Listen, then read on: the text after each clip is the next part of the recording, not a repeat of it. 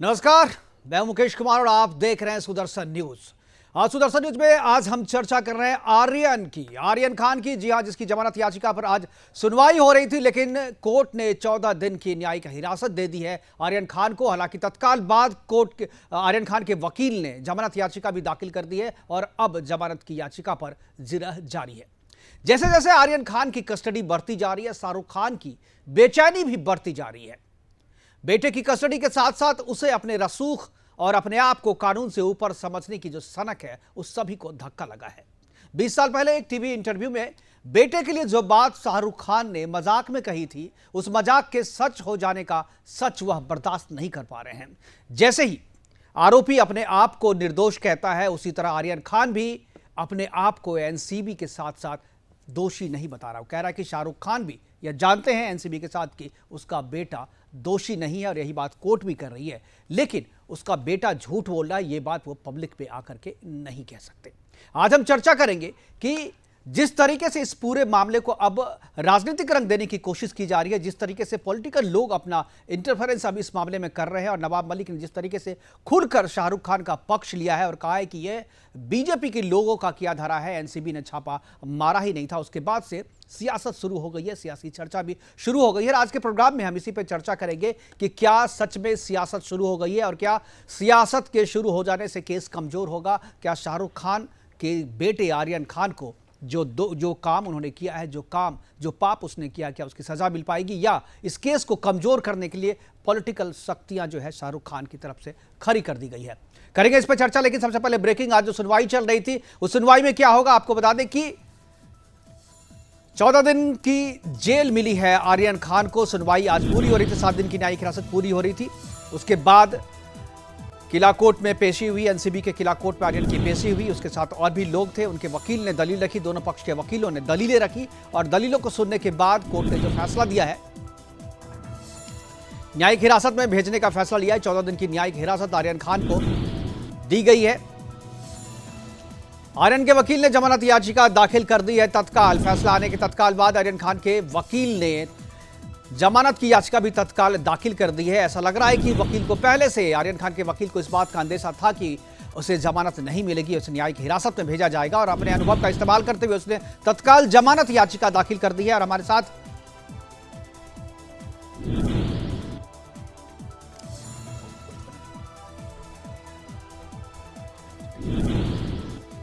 NCB की तरफ से जमानत याचिका को पेश की गई है, वो उस पे उसका विरोध जताया जा रहा है एनसीबी की तरफ से। और ज्यादा जानकारी के लिए हमारे साथ हमारे ब्यूरो चीफ राजेश शिंदे जुड़ गए हैं। राजेश, क्या है ताजा जानकारी? 14 दिन की न्यायिक हिरासत के बाद जमानत याचिका दाखिल की गई है आर्यन खान की तरफ से, क्या है ताजा मामला?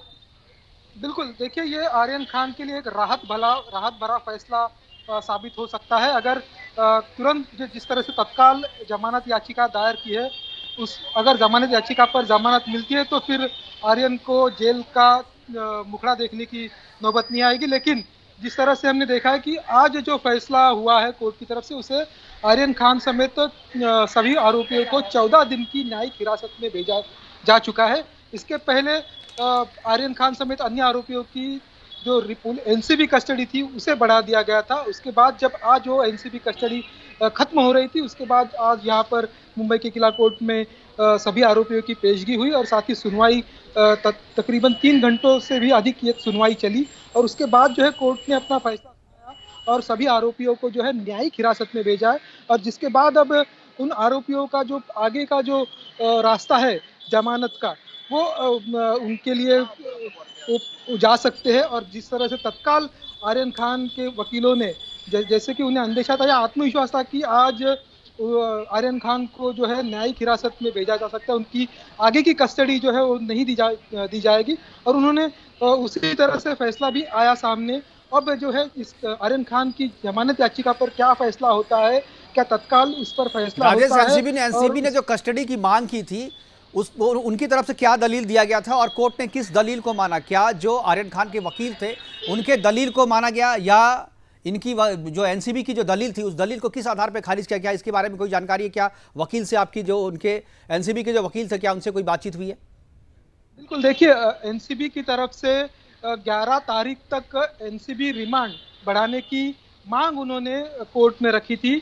लेकिन वही दूसरी ओर बचाव पक्ष जो है, बचाव पक्ष से जो आर्यन समेत जो अन्य आरोपी है उनकी तरफ से जो वकीलों ने उनका पक्ष रखा, उसमें उन्होंने कहा कि साफ तौर पर कि जो भी जांच या पूछताछ होना है वो हो चुका है, और अब आगे क्या आप इस तरह से होस्टेज करके रखेंगे इन बच्चों को, इस तरह से पक्ष रखा गया था कि आपको जो कन्फ्रंट करना है, जो आगे की जांच करना है, उसमें हम जो है आपको सहयोग कर सकते हैं, आप जब भी कभी बुलाएंगे, लेकिन इस तरह से जब तक पूछताछ पूरी नहीं होती या फिर जो जांच जब तक पूरी होती तब तक क्या आप इनको बंद रखेंगे कस्टडी में, ऐसा जो है उन्होंने पक्ष रखा था। और फिर कोर्ट को भी उनको ये फैसला जो है शायद सही लगा कि आगे एनसीबी कस्टडी देने के बजाय इनको धन्यवाद राजेश अपडेट देने के लिए। तो 14 दिन की न्यायिक हिरासत में भेज दिया गया है आर्यन खान को, और अब न्यायिक हिरासत के बाद से उनकी जमानत का रास्ता जो है वो खुल गया है, जमानत उनको मिलने में अब आसानी हो सकती है। तो आगे इस पर चर्चा करेंगे कि क्या आर्यन खान को जमानत मिलनी चाहिए, क्या जमानत मिल जाएगी, इस पर चर्चा करेंगे। साथ में ये भी चर्चा करेंगे कि जिस तरीके से पॉलिटिकल इंटरफेरेंस इसमें हुआ है, क्या इस मामले को लेकर के राजनीति भी बढ़ गई है, हम चर्चा करेंगे। और हमारे साथ कुछ मेहमान होंगे, उनसे आपका परिचय करवाएंगे, लेकिन पहले देखते हैं रिपोर्ट के बाद अपने मेहमानों से चर्चा को आगे बढ़ाएंगे।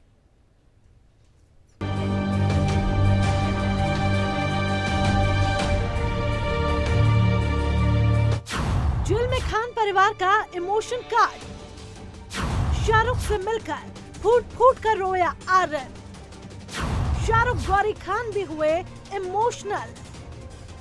मैंने ड्रग्स नहीं लिया पापा, एनसीबी मुझे फंसा रही है। एनसीबी से इजाजत लेकर शाहरुख और गौरी खान अपने बेटे आर्यन खान से मिलने पहुंचे। गौरी खान अपने साथ बर्गर लेकर गई थी। वो अपने लाडले बेटे को बर्गर खिलाना चाहती थी क्योंकि आर्यन खान को जेल का खाना पसंद नहीं है।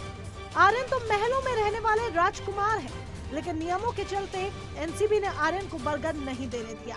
कुछ मिनटों की मुलाकात के दौरान आर्यन खान इमोशनल होकर रोने लगे और अपने पिता शाहरुख खान के सामने अपनी बेगुनाही का पक्ष रखा। बताया जा रहा है कि तीनों की आंखों में आंसू नजर आ रहे थे। जैसे ही तीनों मिले, फूट फूट कर रोने लगे। आर्यन खान ने अपने पिता शाहरुख खान के सामने कई तरह के पक्ष रखे और खुद को बेगुनाह बता डाला और आरोप एनसीबी पर लगा डाला। बीते रविवार को एनसीबी ने आर्यन खान को साक्ष्य के साथ गिरफ्तार किया था। रविवार के दिन कोर्ट में उनके वकील ने कई तरह की दलीलें रखी और उन्हें बेकसूर बताया। इसके अलावा इस मामले पर बॉलीवुड का दम मारो दम गैंग अभी तक खामोश है। आपको याद होगा सुशांत सिंह राजपूत के केस में बॉलीवुड गैंग किस तरह से बॉलीवुड में नशे को मानने से इनकार कर रहा था। अब शाहरुख खान के समर्थन में पॉलिटिकल लोग भी आने लग गए हैं। एनसीपी के नेता नवाब मलिक ने क्रूज पर एनसीबी की रेड को फेक करार दिया है।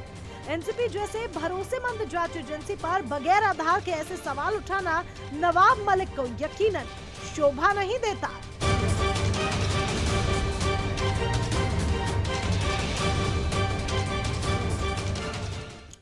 तो करेंगे चर्चा, और चर्चा को आगे बढ़ाने के लिए हमारे साथ एनसीपी के राष्ट्रीय प्रवक्ता बृजमोहन श्रीवास्तव हैं, बीजेपी के प्रवक्ता राम कदम जी हमारे साथ हैं, और सुप्रीम कोर्ट के वरिष्ठ और तेज तर्रार अधिवक्ता अश्वनी दुबे हैं, और बॉलीवुड का पक्ष रखने के लिए मानवी तनेजा हमारे साथ होंगी। सभी मेहमान जुड़ गए हैं, सभी का स्वागत है। और चर्चा की शुरुआत मैं बृजमोहन जी आपसे करूंगा कि इस मामला आप ही को लेकर के है। जिस तरीके से शाहरुख खान के बेटे को लेकर के बातचीत चल रही थी, एनसीबी अपना पक्ष रही थी, कोर्ट में मामला था, कोर्ट अपने तरीके से सारी चीजों को देख करके फैसला ले सकती थी, लेकिन बीच में राजनीति को आने की क्या जरूरत पड़ी?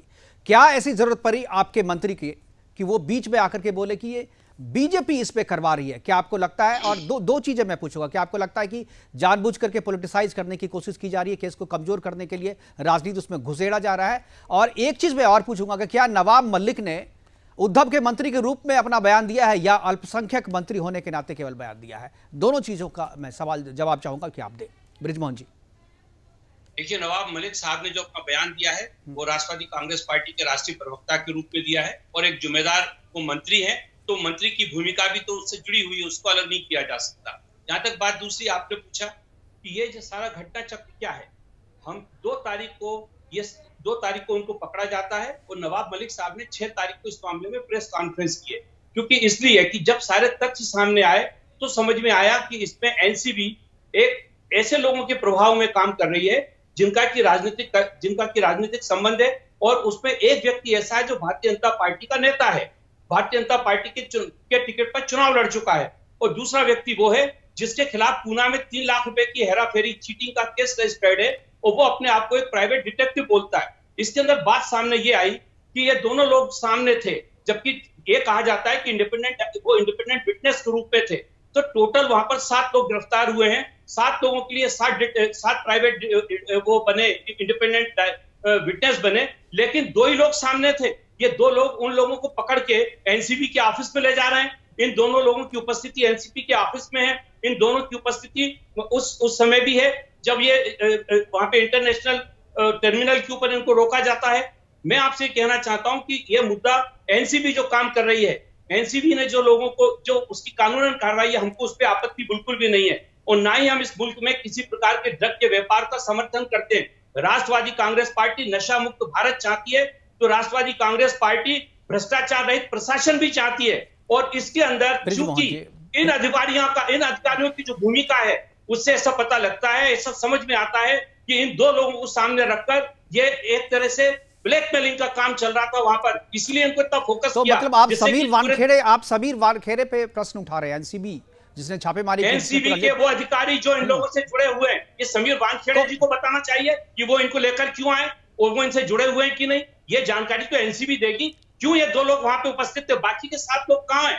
क्यों नहीं उनको, अगर ये कहते हैं कि इंडिपेंडेंट जो विटनेस है उनकी उपस्थिति होनी चाहिए, तो बाकी के सारे लोगों की भी उपस्थिति होना चाहिए थी। ठीक है, आपने आरोप लगाया। मुझे लगता है कि इसका जवाब बीजेपी पे आपने आरोप लगाया है।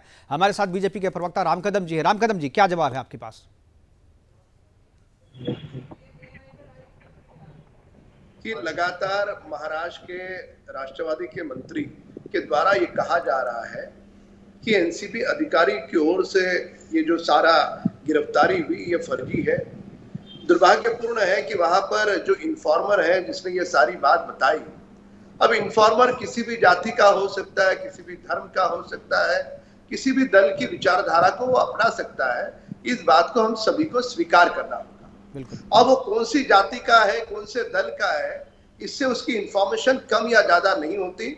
उसने जो पुख्ता इंफॉर्मेशन दी है, मैं ऐसा मान करके चलता हूं कि समूचा देश उस बात का स्वागत कर रहा है, उसकी तारीफ कर रहा है। पर महाराष्ट्र की सरकार देखे कैसी है। महाराष्ट्र की सरकार तारीफ छोड़ो, महाराष्ट्र की सरकार जो ड्रग माफिया के ऊपर जो अधिकारी टूट पड़े हैं, तो उनका समर्थन करने की बजाय ड्रग माफिया का समर्थन करते हुए पूरी महाराष्ट्र की सरकार दिख रही है। क्या कारण है? जिस मंत्री ने यह पत्रकार वार्ता की, मैं व्यक्ति विशेष टिप्पणी कभी नहीं करता, पर उसी मंत्री के दामाद को ये एनसीबी के अफसरों ने पकड़ा था। वे 8 महीने जेल के सलाखों के पीछे थे। क्या वही कारण है? क्या उन्होंने अपना राजनीतिक हिसाब चुकता किया है? यह राजनीतिक हिसाब चुकता करने का मंच नहीं है। ड्रग एक ऐसी चीज है जो हमारे देश के नौजवानों का जीवन बर्बाद कर सकती है। कम से कम इस मामले में तो हम सारे दल अपनी विचारधारा के परे ऊपर उठ करके नौजवानों के हितों की रक्षा करें। पर दुर्भाग्य है, आज तक आजादी के बाद किसी देश में, किसी देश के प्रांत में हमने ये नहीं देखा कि कोई सरकार, कोई मंत्री ड्रग माफिया का अप्रत्यक्ष रूप से समर्थन कर रहा है। ये पहली बार महाराष्ट्र की भूमि में हुआ। जो अधिकारी, जाबाज अधिकारी अपने जान को जोखिम में डालकर कार्रवाई कर रहे हैं, जो इन्फॉर्मर अपनी जान को जोखिम में डालकर कार्रवाई कर रहा है, उन्हीं को आरोपी के कटघरे में राम कदम जी, मैं आपको 2 मिनट के लिए रोकना चाहूंगा। वहां पर सुनवाई के बाद एडवोकेट ने क्या कहा, एक बार उनको सुनते हैं, उसके बाद हम चर्चा को इसी तरह जारी रखेंगे।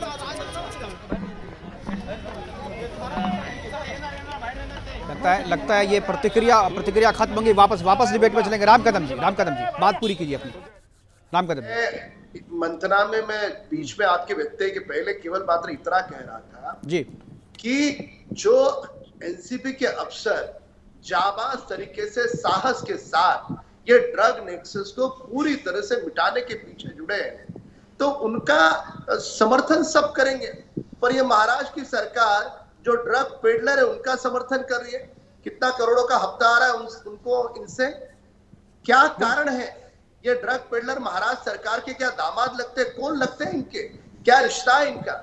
जैसे हमने अतीत में देखा, विगत 2 वर्षों के कालखंड में देखा कि जिस प्रकार से हर महीने की 100 करोड़ की वसूली आ रही थी, कल की पत्रकार वार्ता देखने के बाद तो ऐसा लगता है कि कहीं ड्रग पेडलर से भी इसी प्रकार की वसूली कोई और वादे करता होगा और उसी के कारण ये सरकार ये पूरे ड्रग पेडलर का पक्ष ले रही है। तो इस प्रकार से इतना घिनौना दुस्साहस महाराष्ट्र की भूमि में इसके पहले हमने पूर्व कभी नहीं देखा। ये दुर्भाग्यपूर्ण तो है, पर इसके साथ साथ देश के महाराष्ट्र के नौजवान पूरी की पूरी नौजवान शक्ति को बर्बाद करने वाला कदम कल महाराष्ट्र की सरकार से उठाया गया, उनकी ओर से उठाया बिल्कुल गया। ये भी पूछा जाएगा, और इसीलिए निंदनीय रामकांत जी मैंने इसीलिए ये सवाल भी पूछा था कि क्या ये अल्पसंख्यक मामले के जो मंत्री हैं उस रूप में इन्होंने किया या एक एनसीपी नेता के रूप में इन्होंने सिर्फ किया है? क्योंकि राजपूत के मामले में देखिए, सुशांत सिंह राजपूत के मामले में तो इन लोगों ने कोई जल्दबाजी नहीं दिखाई। केवल 10 सेकंड मुकेश जी, केवल 10 सेकंड दूंगा, ब्रिजमोहन जी केवल 10 सेकंड। इन्होंने, इनके दो ही मकसद थे। पहला मकसद इसको सियासी रंग देना, और दूसरा मकसद शायद इनको वसूली आती हो तो वसूली कहीं रुक न जाए और निरंतर चलती रहे, ये दूसरा मकसद होगा। और इनका मकसद हो क्या सकता है? दामाद को पकड़ा था, उन्हीं अफसरों ने पकड़ा था, बिल्कुल। तो अब उनको कैसे कटघरे में पकड़ सकते हैं? तो ये तो वही मौका देख रहे थे, पर सारे देश ने एनसीपी अफसरों का समर्थन किया है और एनसीपी की निंदा की, आलोचना की। बिल्कुल सही कहा आपने। हमारे साथ अश्वनी दुबे जी हैं। जी आऊंगा ब्रिजमोहन जी आऊंगा, तो थोड़ा सा एक बार हम जरा जवाब देना जरूरी है। मैं आऊंगा आपके पास, मैं आऊंगा, मैं बिल्कुल आपका जवाब देना जरूरी है। ठीक है, चलिए पहले आप ही बोल लीजिए, चलिए बोलिए। मैं सिंपली ये कहना चाहता हूँ कि नवाब मलिक साहब के दामाद को आज से 9 महीने पहले पकड़ा गया था, वो 9 महीने जेल में रहे। आज तक कभी उन्होंने अपने राजनीतिक अधिकार का उपयोग नहीं किया उनको बचाने के लिए। जो कानून की प्रक्रिया थी, जो एनसीपी ने प्रक्रिया की, उसकी उन्होंने उसका पूरा समर्थन किया था। दूसरी बात, जो राम कदम साहब कह रहे हैं, मैं आपसे कहना चाहता हूं कि इसके पहले इसी साल में 311 केस पकड़े हैं एनसीबी ने महाराष्ट्र पुलिस की मदद से। आज तक कभी एनसीबी की कार्रवाई के ऊपर हमने उंगली नहीं उठाई। बात तो जो हम कहना चाह रहे वही बात तो आप ही कर रहे हैं कि मामला चूंकि शाहरुख खान का है, मामला चूंकि आर्यन खान का है, मामला चूंकि बॉलीवुड का है, जहां से वसूली होती है, यही तो आरोप है आप पे। आपने कह दिया इस बात को। ठीक है, जो सामान्य लोग पकड़े जाते हैं उससे नवाब मलिक या सरकार का कोई लेना देना नहीं है, लेकिन चूंकि मामला शाहरुख खान का है इसलिए ये सारी चीजें हो रही है। यही बात तो कह रहे हैं कि शाहरुख खान प्रभावित कर सकते हैं। शाहरुख खान का रसूख है, शाहरुख खान के पास पैसा है, शाहरुख खान के पास बहुत कुछ है, और इसलिए नवाब मलिक सामने आए हैं। बिल्कुल यही बात तो आप कह रहे हैं। आपने इनडायरेक्टली वही बात कही। अश्वनी दुबे जी, क्या आपको लगता है कि जो धाराएं लगाई गई है एनडीपीसी की एक्ट के तहत, जो धाराएं हैं 8C है, 20B है, 2735, क्या आपको लगता है जिस तरीके से एनसीबी ने सबूत इकट्ठे किए थे, जो पक्ष कोर्ट में रखा था, एनसीबी का पक्ष कमजोर है, या अब आर्यन खान को जमानत मिल जाएगी चूंकि सुनवाई अभी जारी है तत्काल? चूंकि मुझे लग रहा है आप ज्यादा बेहतर बता पाएंगे, क्या आर्यन खान के वकील को यह लग रहा था कि आज न्यायिक हिरासत मिल जाएगी और हम जमानत के लिए याचिका दे सकते हैं? आप एक सुप्रीम कोर्ट के लॉयर हैं, एक्सपीरियंस्ड हैं, मैं आपकी तरफ से जानना चाहता हूं कि इस पूरे मामले में अब क्या हो सकता है? सबसे पहले तो मुकेश जी बहुत बहुत धन्यवाद मुझे इस सार्थक चर्चा में रखने के लिए, इस पैनल का हिस्सा बनाने के लिए। दूसरा, मैं अभी अपने लायक मित्र नेशनलिस्ट कांग्रेस पार्टी के स्पोक्स पर्सन ब्रिजमोहन श्रीवास्तव जी का स्टेटमेंट सुन रहा था। जिस समय हमारे देश की संवैधानिक संस्थाओं पर इन चुने हुए प्रतिनिधियों के द्वारा या सरकार में बैठे नुमाइंदों के द्वारा किसी भी राज्य में आरोप लगने लगेगा, तो ये स्मूथ एडमिनिस्ट्रेशन ऑफ इन्वेस्टिगेशन में इंटरफेरेंस माना जाएगा। पॉइंट 1। पॉइंट 2, जो एलिगेशन है, उस एलिगेशन में scissor of 13 grams of cocaine, 5 ग्राम मेफाड्रोन, 21 ग्राम चरस, 22 pills of MDMA, एक्टिसे, 1,33,000 rupees currency, और पानी के ऊपर ये भी नहीं कि वो जो है किसी प्रेमाइसिस में मिला हो। तीसरा, जब कोई एविडेंस, जब कोई इन्वेस्टिगेटिंग एजेंसी कोई एविडेंस लेकर के जाती है तो कोर्ट उसको इवैल्यूएट करती है। यानी इनके मुताबिक ये जो वेंडेटा पॉलिटिक्स है, उस वेंडेटा पॉलिटिक्स की एक कॉन्स्पिरेसी में ये कोर्ट को भी एलिगेशन लगा रहे हैं कि कोर्ट में इन्वॉल्व है। चौथा, जो जिनकी जिम्मेदारी थी एक ड्रग फ्री एनवायरनमेंट देने की, और डर्टी ड्रग सीक्रेट जो बॉलीवुड का सामने आया, जिसमें इन तमाम लोगों के नाम सामने आए जो सो कॉल्ड सेलिब्रिटी थे, जो जनमानस के ऊपर अपनी एक्टिंग से प्रभाव डालते थे, जिनको इस देश का युवा अपना आदर्श और रोल मॉडल मानता था, उनके घरों से जब ये डर्टी ड्रग सीक्रेट का मामला आ रहा है तो ऐसे लोग उसको पॉलिटिसाइज कर रहे हैं। मैं समझता हूं कि ये smooth administration of justice delivery system में भी इंटरफेरेंस है। चौथा, मुकेश जी, आपने धाराओं की बात की। एनडीपीएस की जो धारा है वो धारा कहती है 20B, जो नार्कोटिक्स ड्रग्स साइकोट्रैफिक सब्सटेंसेस एक्ट 1985 का है, जो प्रोड्यूस करता है, मैन्युफैक्चर करता है, पॉजेस करता है, सेल करता है। एक देखिए पॉजेस भी यहां पर है, परचेज करता है, ट्रांसपोर्ट करता है, इंपोर्ट करता है, यूज करता है, उसके ऊपर ऑफेंसेस ऐसे लगेंगे। और वो जो है, क्योंकि जहां पर यूज करना भी बैंड हो, वहां पोजीशन में अगर इतनी क्वांटिटी में मिल रहा है, तो आप इसका मतलब हमारे देश की जो एक व्यवस्था है जिसमें एक प्राइम इन्वेस्टिगेटिंग एजेंसी है, उसके ऊपर आरोप लगा रहे हो और आप ये कहने की कोशिश कर रहे हैं कि उसने पैसा लिया। मुकेश जी, इसका मतलब यह है कि आपका इस देश की व्यवस्था के ऊपर भरोसा बिल्कुल नहीं। तीसरा, कोर्ट्स नॉर्मल बेल एक प्रिंसिपल है कि bail is a rule, jail is an exception. ये कोर्ट्स फॉलो करती हैं और किसी भी इंडिविजुअल का फंडामेंटल राइट का वायलेशन नहीं होना चाहिए, ये भी कोर्ट देखे। लेकिन ऐसे केसेस में जहां एक ड्रग का रैकेट जिसके इंटरनेशनल तार जुड़े हुए हैं, और जो एक ऐसे व्यक्ति का बेटा है जिसकी देश से ज्यादा विदेशों में फैन फॉलोइंग है, जो किसी भी जगह सिस्टम को अपने हिसाब से, दुबई में आप देख लीजिए, दुबई बड़े बड़े जो शेख हैं उससे मिलने के लिए आते हैं, और जहां टी कंपनी का नाम आ रहा हो, जहां एक सोसाइटी को एक फ्री, इंपार्शियल और बड़ी ट्रांसपेरेंट तरीके से सुधार की बात की जा रही हो, वैसे समय पर अगर ये एडमिनिस्ट्रेशन जब जस्टिस रिलेटेड सिस्टम इंटरफेरेंस करते। मानवी तनेजा आपके पास जाएंगे, आप कुछ बोलना चाह रही थी। मानवी तनेजा बॉलीवुड से है, और बॉलीवुड जो कि अभी ड्रग्स के घेरे में है, और ये सब कोई जानता। कंगना रनौत ने भी एक बार आरोप लगाया था कि 99% जो बॉलीवुड के लोग हैं, बॉलीवुड के कलाकार हैं, ड्रग्स के रैकेट में किसी ना किसी तरीके से शामिल होते हैं। मानवी तनेजा, क्या कहेंगी आप? देखिए, मैं इस बात से तो बिल्कुल भी सहमत नहीं हूँ कि 99% जो बॉलीवुड है वो ड्रग्स से लिप्त है, जैसे कि, और पर मैं इस बात से भी सहमत थी जो बृजमोहन जी ने बोला कि एनसीबी ने ठीक काम नहीं किया। मेरे हिसाब से बृजमोहन जी, एनसीबी ने तो बहुत अच्छा काम किया है। जो काम एनसीबी ने किया है वो एक्चुअल मुंबई पुलिस को करना चाहिए था। अगर मैं 1 साल पुरानी बात करूं, सुशांत केस के मामले में भी जो ड्रग्स का एंगल आया, वो सुशांत की डेथ के बाद ही हमें पता लगा कि महाराष्ट्र में ड्रग्स है, और उस ड्रग्स का एंगल आया, वो भी एनसीबी ने पकड़ा। आप बताइए मुंबई पुलिस कर क्या रही है? आप कह रहे हैं कि फंसाया गया है। मैं इस चीज से सहमत हूं कि हाँ ठीक है, सिर्फ आर्यन को हम हाईलाइट कर रहे हैं, क्योंकि वहां पे 600 बंदे थे। प्लीज ऑडियो ठीक करा दीजिए, बहुत एको हो रही है। 600 बंदे थे और 3 बंदे अरेस्ट हुए हैं, जिसमें से एक आर्यन है और 6 बंदे और नहीं, अब तक 16 लोगों को हिरासत में ले चुकी है एनसीबी, हिरासत में ले चुकी है। लेकिन मेरे को ये समझ में नहीं आ रहा जी, सिर्फ आर्यन का ही नाम क्यों आ रहा है? जैसे 600 बंदे वहां पे क्रूज में नहीं थे, 2 बंदे आर्यन के साथ जो अरेस्ट हुए हैं। आर्यन का नाम इसलिए आ रहा है मानवी, आप नहीं जानते, शाहरुख खान का बेटा है, इसलिए उसका नाम आ रहा है। और नवाब मलिक ने भी इसीलिए कहा है जो ये पॉलिटिकल मामला है, अब बीजेपी फंसा रही है, क्योंकि ये शाहरुख खान का मामला है। बिल्कुल पॉलिटिकल मामला नहीं है। अगर महाराष्ट्र में ड्रग्स है तो मुंबई पुलिस क्या कर रही है? मुंबई पुलिस सोने के लिए बैठी है वहां पे, वो क्यों नहीं पकड़ रही है? एनसीबी का काम कैसे है ये? जैसे अभी मुझसे पहले एक वकील ने बताया था, वकील साहब जो बैठे उन्होंने बताया कि इतना सारा ड्रग्स है। मैं ये नहीं मानती वो सारा आर्यन का है, लेकिन वो ड्रग्स कहीं ना कहीं प्रूफ में पाया गया है, तो ये मुंबई पुलिस भी रेड कर सकती थी, पर मुंबई पुलिस पुणे में भर्ती है, वो सोती रहेगी, वो रेड नहीं करेगी। लेकिन मैं इस बात से सहमत भी नहीं हूँ कि ये सारा का सारा आर्यन का है। मतलब अगर पकड़ा गया तो बॉलीवुड को टारगेट कर दो, वो बिल्कुल भी जो महाराष्ट्र के लोग हैं, मुंबई के लोग हैं, वो इन्वॉल्व नहीं तो पकड़ा गया बॉलीवुड के लोगों के साथ, तो किसको टारगेट किया जाएगा? इसमें टारगेट करने वाली क्या बात है मानवी? इसमें टारगेट करने वाली क्या बात है? ड्रग्स पकड़े गए हैं तो एनसीबी के स्टेटमेंट डालने दो। जैसे आर्यन ने बोला है कि मैंने ड्रग्स कंज्यूम नहीं किया था, ये मेरा ड्रग्स नहीं है, तो उसकी भी तो सुनेंगे। या तो आप एनसीबी की भी देख लीजिए। आप हम एक तरफ कह रहे हैं एनसीबी ने बहुत अच्छा काम किया, तो एनसीबी की स्टेटमेंट की वेट करिए। अगर एनसीबी कहता है ब्लड टेस्ट में आर्यन का नाम है, ब्लड टेस्ट में आर्यन ने कंज्यूम किया है, तब हम मानेंगे। अभी उसकी जो रिमांड है वो बढ़ा दी गई 14 दिन। अभी इन्वेस्टिगेशन चल रही है, बहुत सारी रीजन। रिमांड नहीं मिला, उन्हें न्यायिक हिरासत में भेजा गया है। अब जमानत के लिए रास्ता खुल जाएगा। एक बार वापस अश्वनी जी के पास जाऊंगा। अश्वनी जी, क्या जमानत के लिए हिरासत के बाद, न्यायिक हिरासत के बाद जमानत के लिए आसान हो जाता है रास्ता?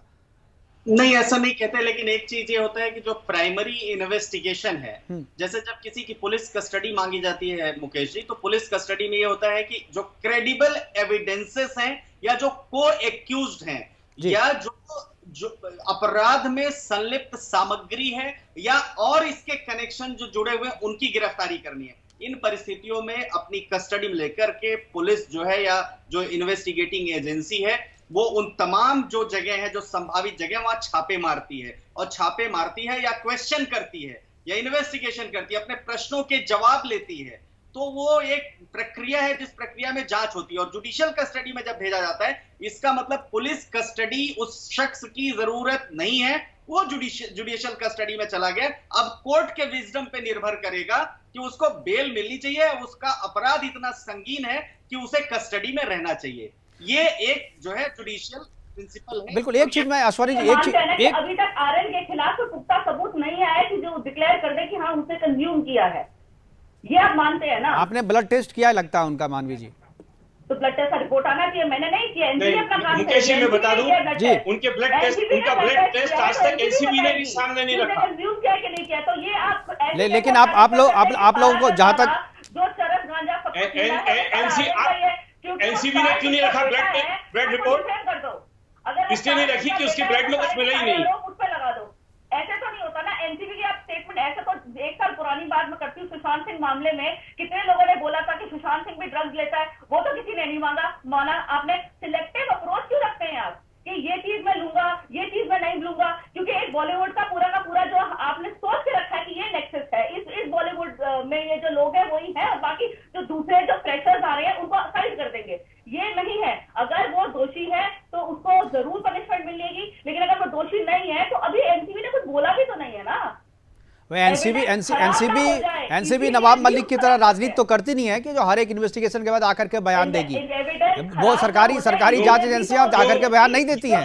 ये जानकारी देगी कि वो रोया, ये जानकारी देगी कि उसके चैटिंग में क्या आया, तो ये जानकारी क्यों नहीं देना चाहिए? क्या बुरा ये जानकारी देने में? कौन सी जानकारी है? कौन सी जानकारी? ये जानकारी वो दे रहे हैं कि वो रोया, ये जानकारी दे रहे हैं कि उसने चीख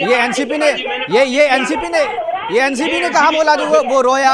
भाई ये तो इन्वेस्टिगेटिव जर्नलिज्म का हिस्सा है ना।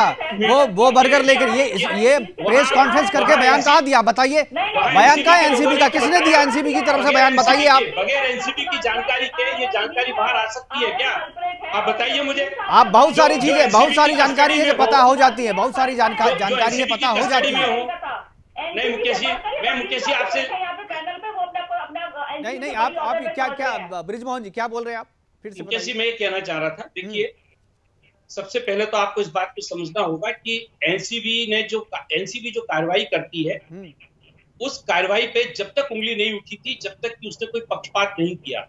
यहाँ पे पक्षपात सिद्ध हुआ है। पक्षपात इसलिए सिद्ध हुआ है कि एक अपराधी जो कि पूना के अंदर वांटेड है, जिसने 3 लाख रुपए की चीटिंग की है लोगों के साथ, वो वांटेड है। वो किसके साथ खड़ा हुआ है? एनसीबी के इन्फॉर्मर। मेरी बात सुन लीजिए आप पहले, ठीक है, मेरी पूरी बात सुन लीजिएगा। ठीक है। डायरेक्टर एनसीबी ये बोलते हैं कि हम 1 महीने से इस इंफॉर्मेशन पे काम कर रहे थे। सीआईएफ वाले बोलते हैं कि हमने 1 अक्टूबर को इसकी जानकारी दी थी एनसीबी को, और ये जो सो कॉल्ड ब्लैकमेलर गैंग है बीजेपी की, ये कहती है कि हमने 1 तारीख को जानकारी दी थी। अब सच कौन बोल रहा है? किसके पास सही जानकारी है? दूसरा, ये कहते हैं कि क्रूज को हम समुद्र में लेकर गए थे, क्रूज पे ये चढ़े ही नहीं है। इनको यहाँ पे जो इंटरनेशनल टर्मिनल है वहीं पे इन लोगों को रोक लिया गया है।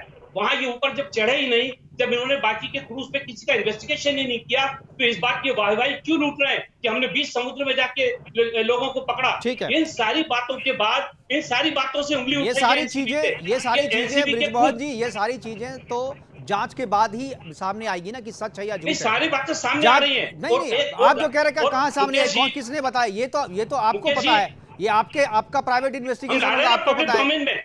वो इसका खंडन करें, एनसीबी इसका खंडन करे। एनसीबी किसी भी पॉलिटिकल मामले आप कुछ भी इल्जाम लगा दे और कोई सरकारी एजेंसी आके खंडन करे, ऐसा कभी हुआ है क्या? नहीं करेगी, करना पड़ेगा। कभी नहीं करेगी, कभी नहीं करेगी।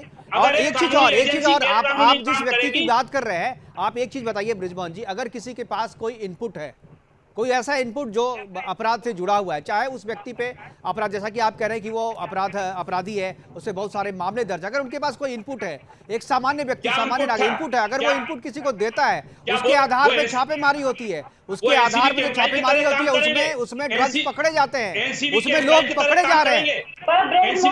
एनसीबी के कांस्टेबल की तरह काम करेंगे कि घसीट के लाएंगे उन लोगों को? इनका काम क्या था?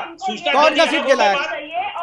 देखिए ब्रिजमोहन जी, यही चीज जो है ना, यही चीज कहीं ना कहीं शक पैदा करती है, यही चीज कहीं ना कहीं शक पैदा करती है। जिस तरीके से आप लोग खुलेआम एक इसी शक पे हम लोग बात कर रहे हैं कि आप जिस तरीके से खुलेआम, आप लोग जिस तरीके से खुलेआम एक अपराधी, जब तक वो साबित नहीं हुआ है, देखिए इस मामले में ड्रग्स के मामले में जिसमें आरोप लगता है उसको साबित करना होता है कि उसके पास ड्रग्स नहीं है, उसने कंज्यूम नहीं किया है। ये भी कानून है। अश्वनी जी, क्या ये है, सही है ये कि ड्रग्स मामले में जिस पे आरोप लगता है उसको ये साबित करना होता है कि हमने ड्रग्स नहीं लिया या हमारे पास ड्रग्स नहीं था? एनसीबी सिद्ध करती है, एनसीबी पकड़ के बताती है, और एनसीबी ने कोई मेडिकल रिपोर्ट पेश नहीं की। एनसीबी ने खुद ने मेट्रोपॉलिटन कोर्ट, अभी जांच खत्म नहीं हुई, अभी केस क्लोज नहीं हुआ है, अभी जांच चल रही है, 14 दिन की न्यायिक हिरासत है और इस दौरान एनसीबी जो भी चीज है वो करेगी। लेकिन इस बीच में पॉलिटिकल इंटरफेरेंस जिस तरीके से आप लोगों ने किया है, इससे साफ पता चल रहा है कि केस को प्रभावित करना चाह रहे हैं आप लोग, और शाहरुख खान ने अपना प्रभाव दिखाना शुरू कर दिया है, क्योंकि वो शाहरुख खान है, वो बादशाह खान है, बॉलीवुड उसकी मुट्ठी में है, कानून उसकी जेब में है, जैसा कि दावा करता है। बिल्कुल आप लोग वही कर रहे हैं, आप लोगों के कारण ही वो ऐसा बोल पा रहा है। फिलहाल हमारे पास वक्त की कमी है। हमारे साथ जितने भी मेहमान जुड़े, आप सभी का बहुत बहुत शुक्रिया, बहुत बहुत धन्यवाद। लेकिन ये चर्चा यूं ही जारी रहेगी, ये बहस तब तक जारी रहेगी जब तक बॉलीवुड पूरी तरीके से ड्रग्स के जाल से बाहर निकल के चला नहीं आता है। और शाहरुख खान के लिए सिर्फ एक चीज कहूंगा कि बोग पेड़ बबूल का तो आम कहां से खाओगे। फिलहाल अभी के लिए इतना ही, दीजिए इजाजत, नमस्कार।